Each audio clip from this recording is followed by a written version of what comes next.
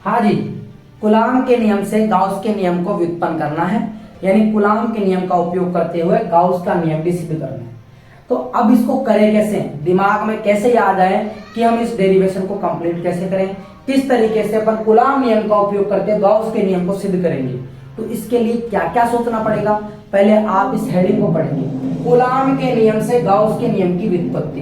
तो कूलाम का नियम क्या होता है, पहले तो हमारे दिमाग में ये आना चाहिए। हमने पढ़ लिया है कि कूलाम के नियम का जो सूत्र आता है वो आता है F बराबर K Q1 Q2 बटा R स्क्वायर। Q1 Q2 बटा R स्क्वायर, अगर मैं कह दूं कि Q1 Q2 जो है बराबर बराबर है, यानी Q के बराबर है, तो यहाँ पे QQ आ जाएगा। क्या आ जाएगा, QQ आ जाएगा। इसके अलावा अब इसी का उपयोग करते हुए अपन ने पढ़ा था कि बिंदुवत आवेश के कारण, बिंदुवत आवेश के कारण, बिंदुवत आवेश के कारण विद्युत क्षेत्र की तीव्रता, विद्युत क्षेत्र की तीव्रता जो आती है वो कितनी आती है, ये मैंने आप लोगों को बता रखा है। E बराबर KQ बटा R, E बराबर KQ बटा R स्क्वायर, सॉरी क्या KQ बटा R स्क्वायर आता है। अब आया कैसे आया ये सब बता रखा है। अगर आप जानना चाहते हो तो यहाँ पे आप एक बार देख सकते हो, क्योंकि E बराबर F बटा Q होता है। क्या होता है, F बटा Q, यानी F में आप किसी एक Q का भाग लगाओगे तो एक Q कटेगा, तो KQ बटा R स्क्वायर बचेगा। तो ये बिंदुवत आवेश के कारण विद्युत क्षेत्र की तीव्रता का सूत्र आ जाता है। ये मैंने ऐसे नहीं लिखा है, ये काम आने वाला है इसलिए लिखा है। अब बात आती है कि गाउस का नियम क्या है, ये भी मैंने आपको बता दी कि गाउस का नियम जो होता है वो ये कहता है कि किसी भी काल्पनिक बंद पृष्ठ से निकलने वाला विद्युत फ्लक्स जो होगा उस काल्पनिक बंद पृष्ठ के अंदर उपस्थित संपूर्ण आवेश और निर्वात की विद्युतशीलता का अनुपात होगा, अनुपात के बराबर होगा। तो यहाँ पे अपन ने लिखा फाई बराबर सिग्मा क्यू बटा एप्सिलॉन नॉट, या अगर सिग्मा क्यू, संपूर्ण सिग्मा क्यू का मान अगर क्यू के बराबर हो तो फाई बराबर क्यू बटा एप्सिलॉन नॉट होगा, एप्सिलॉन नॉट होगा। तो अपन ने यहाँ पे फाई का मान भी निकाल लिया कि फाई बराबर क्यू बटा एप्सिलॉन नॉट होता है। ठीक है, समझ में आया यहाँ तक। अब इनका उपयोग करते हुए, यानी ये आपको दे रखा है, ये दे रखा है, इसकी सहायता से आपको ये सिद्ध करना है। क्या सिद्ध करना है, ये सिद्ध करना है ये कि क्यू बटा एप्सिलॉन नॉट आ जाए। तो आपको पता है निकालना तो किसके बराबर, फाई के बराबर, फाई के बराबर। तो आप लोगों ने अभी इस मेरे पिछले वीडियो में देखा होगा विद्युत फ्लक्स की परिभाषा से, इससे विद्युत फ्लक्स की परिभाषा से, विद्युत फ्लक्स की परिभाषा से जो फाई का जो सूत्र आता है, फाई का जो सूत्र आता है वो आता है close integral E ds cos theta. क्या आता है, फाई बराबर close integral E ds cos theta आता है।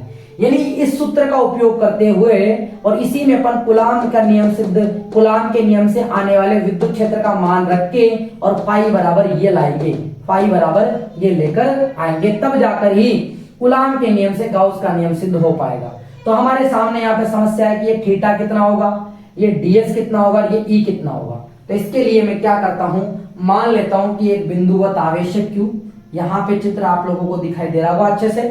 मान लेता हूं यहाँ पर एक बिंदुवत आवेश है प्लस का Q, और इस बिंदुवत आवेश के कारण एक गोलाकार विद्युत क्षेत्र बनता है। जैसे मान लो ये मेरे पास कोई बिंदुवत आवेश है और इसके चारों तरफ इधर ऐसे बड़ा सा गोला बन रहा है विद्युत क्षेत्र का, यानी इधर भी जा रहा है, इधर भी जा रहा है, इधर भी जा रहा है, इधर भी जा रहा है, एक गोलाकार विद्युत क्षेत्र बन रहा है। इसे मैं 2D में प्रदर्शित कर रहा हूं यहाँ पे, तो आपको कुछ ऐसा ही दिखाई देगा।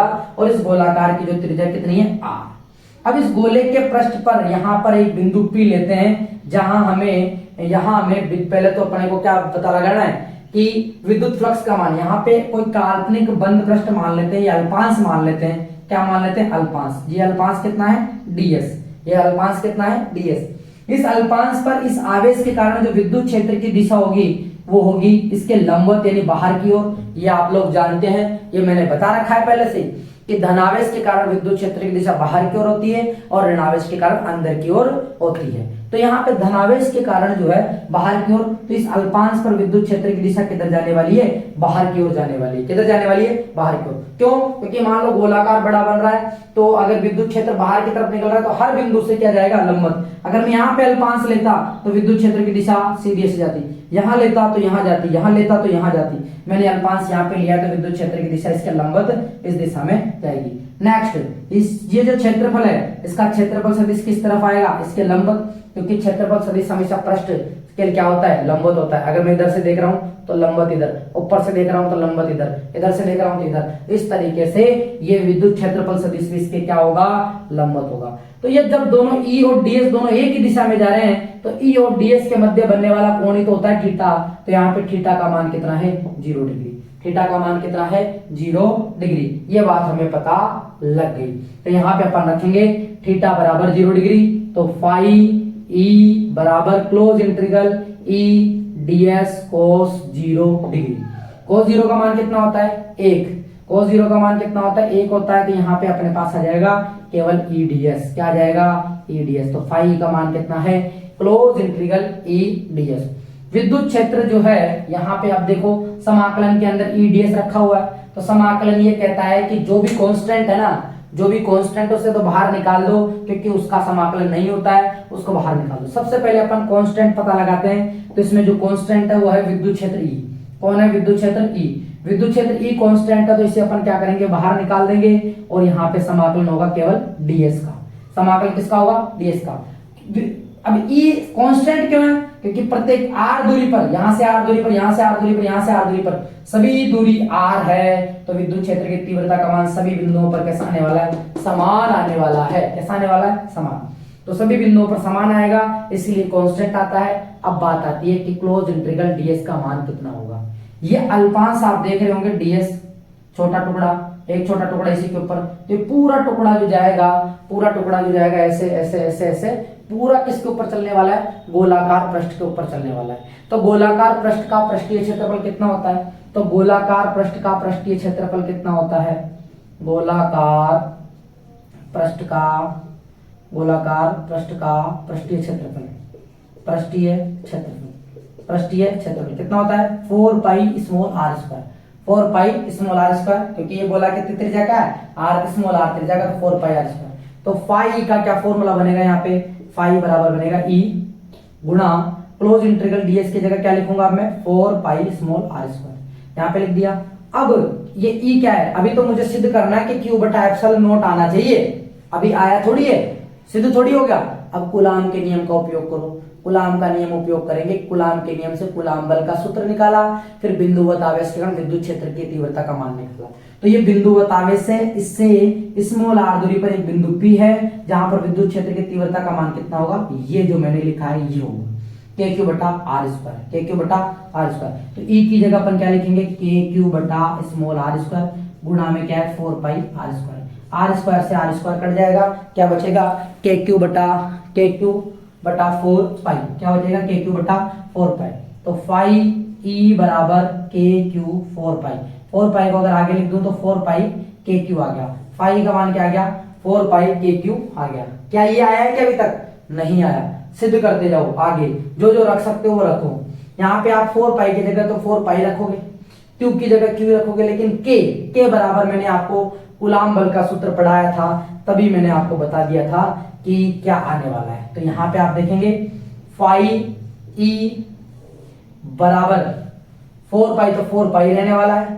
के का मान होता है 1/4 पाई एप्सिलॉन नॉट, क्योंकि के बराबर क्या होता है 1/4 पाई एप्सिलॉन। सभी को याद होगा ये। तो 4 पाई से 4 पाई कटेगा, गुणा में देखो क्यू तो है, क्यू तो लिखेंगे, 4 पाई से 4 पाई कटेगा। तो फाई ई बराबर क्या आ गया, यहाँ पे ऊपर क्या बचा क्यू, नीचे क्या बचा एप्सिलॉन नॉट, क्या बचा एप्सिलॉन नॉट। तो हमने सिद्ध कर दिया कि फाई बराबर जो होता है वो क्यू बटा एप्सिलॉन नॉट होता है। और ये जो मैंने सिद्ध किया है इसमें मैंने कूलाम के नियम का उपयोग किया है, तब जाके ये सिद्ध हुआ। इसीलिए इसका पूरे का नाम क्या होता है, कूलाम के नियम से गाउस के नियम की व्युत्पत्ति करना। एक बार वापस से देख लेना कैसे करेंगे, लिखने का तरीका समझना कैसे लिखते हैं अपन इसे। ये था समझने का तरीका। अगर आप ऐसे भी करके आते हो, अगर ये सिद्ध करके आते हो तो कोई दिक्कत नहीं है। वैसे लिखने का जो तरीका है, सबसे पहले आप हेडिंग लिखेंगे, उसके बाद में लिखेंगे कि माना एक बिंदुवत आवेश क्यू है जो एक आर त्रिज्या का गोलाकार विद्युत क्षेत्र बनाता है। इसके सतह पर अपन एक अल्पांश लेते हैं जिसका क्षेत्रफल ds है और जिसका क्षेत्रफल सदिश बाहर की ओर है, और इस अल्पांश के ऊपर विद्युत क्षेत्र की दिशा इस पृष्ठ के तल के लंबवत बाहर की ओर है, अतः थीटा बराबर 0 डिग्री बनेगा। फिर अपन विद्युत फ्लक्स की परिभाषा का सूत्र काम में लेते हैं। हम जानते हैं कि फाई बराबर होता है क्लोज इंटीग्रल ई ds cos थीटा होता है, ये लिखेंगे। थीटा कितना बना है यहाँ पे 0 डिग्री, तो आपको 0 का मान 1 लिखेंगे, ई डी एस आ जाएगा। और सभी बिंदुओं पर विद्युत क्षेत्र का मान कितना आता है, समान आता है, तो ई को बाहर ले लेंगे और डीएस का समाकलन का मान कितना आएगा, क्योंकि ये गोलाकार पृष्ठ है तो गोलाकार पृष्ठ का पृष्ठीय क्षेत्रफल 4 पाई आर स्क्वायर आता है। तो अपन कहाँ लिखेंगे, यहाँ पे 4 पाई आर स्क्वायर लिखेंगे।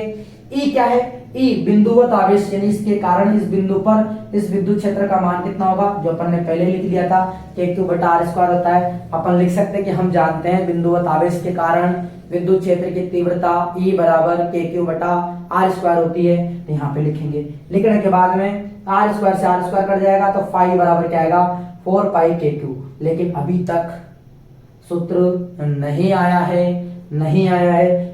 तो क्या करेंगे अपन, यहाँ 4 पाई की जगह तो 4 पाई रखेंगे, Q की जगह Q रखेंगे, लेकिन K जो दे रखा है K की जगह अपन लिख सकते हैं 1/4 पाई एप्सिलॉन नॉट। तो यहाँ पे लिखते ही मुझे नजर आ गया कि 4 पाई से 4 पाई कट गया, ऊपर Q नीचे एप्सिलॉन, तो फाई बराबर Q बटा एप्सिलॉन, जो कि ये रहा। तो इसका मतलब अपने सिद्ध कर दिया। तो ये अपना हो गया इति सिद्धम।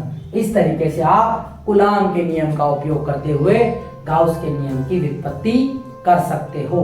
तो उम्मीद करता हूं कि आप लोगों को ये वीडियो अच्छा लगा होगा, और ऐसे ही और वीडियो पाने के लिए आप मेरे इस चैनल को लाइक, शेयर एंड सब्सक्राइब करें। Thank you.